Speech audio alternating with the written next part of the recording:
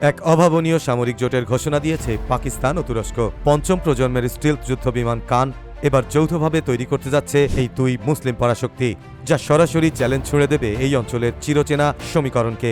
আর এই মহাজোটের আড়ালে বাংলাদেশের জন্য কি কোনো এক বিশাল সামরিক সুযোগ অপেক্ষা করছে, যা ঢাকা, দিল্লি ও ইসলামাবাদ অক্ষের ভূ রাজনীতিকে সম্পূর্ণ ওলটপালট করে দিতে পারে? বিস্তারিত জানতে ভিডিওটি শেষ পর্যন্ত দেখুন। বিশ্বের অন্যতম সেরা এবং তুরস্কের নিজস্ব প্রযুক্তিতে তৈরি পঞ্চম প্রজন্মের স্টিলথ ফাইটার জেট কানের যৌথ উৎপাদন ও প্রযুক্তি হস্তান্তরের জন্য একটি ঐতিহাসিক প্রতিরক্ষা চুক্তির চূড়ান্ত ধাপে পৌঁছেছে পাকিস্তান ও তুরস্ক। কৌশলগত সূত্রগুলো নিশ্চিত করেছে যে 2026 সালের মধ্যেই এই মেগা চুক্তিটি স্বাক্ষরিত হতে যাচ্ছে।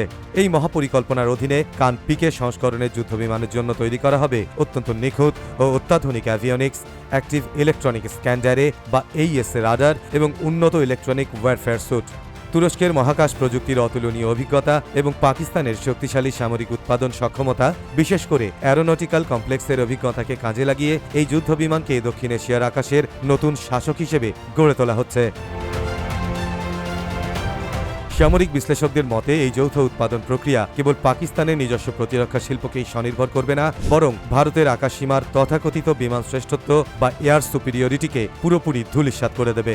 বিশেষ করে রাফাল বা সুখোই 30 এর মতো ভারতের চতুর্থ প্রজন্মের বিমানগুলো এই পঞ্চম প্রজন্মের স্টিলথ প্রযুক্তির সামনে সম্পূর্ণ অসহায় হয়ে পড়বে।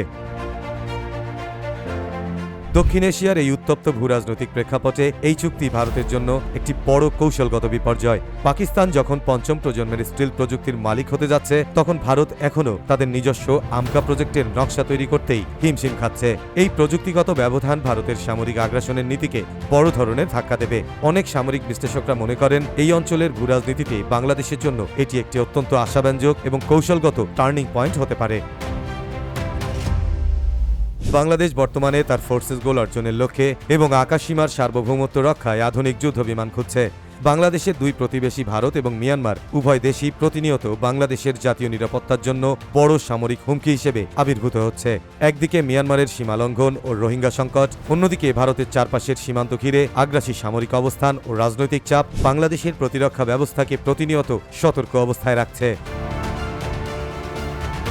এই পরিস্থিতিতে তুরস্ক ও পাকিস্তানের এই কান ফাইটার জেট প্রজেক্ট বাংলাদেশের জন্য এক সুবর্ণ সুযোগ তৈরি করতে পারে। তুরস্ক ও পাকিস্তান উভয়ের সাথেই বাংলাদেশের চমৎকার এবং গভীর সামরিক সম্পর্ক রয়েছে।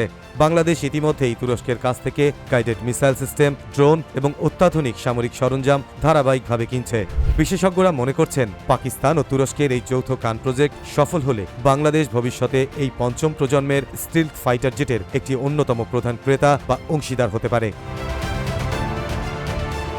যদি বাংলাদেশ এই প্রযুক্তির সুবিধা নিতে পারে, তবে বঙ্গোপসাগর এবং এই অঞ্চলের আকাশে বাংলাদেশ বিমানবাহিনী এমন এক কৌশলগত আধিপত্য অর্জন করবে যা ভারত ও মিয়ানমার একসাথেও মোকাবেলা করতে পারবে না। ভারতের আকাশ প্রতিরক্ষা বলয়কে ফাঁকি দিয়ে নিখুঁত আঘাত হানার সক্ষমতা অর্জন করবে বাংলাদেশ বিমানবাহিনী। ফলে এই চুক্তি কেবল পাকিস্তানের একার নয়, বরং দক্ষিণ এশিয়ায় দিল্লির একক আধিপত্য ভাঙার এবং বাংলাদেশের প্রতিরক্ষা সক্ষমতাকে এক নতুন উচ্চতায় নিয়ে যাওয়ার এক যুগান্তকারী হাতিয়ার হতে চলেছে।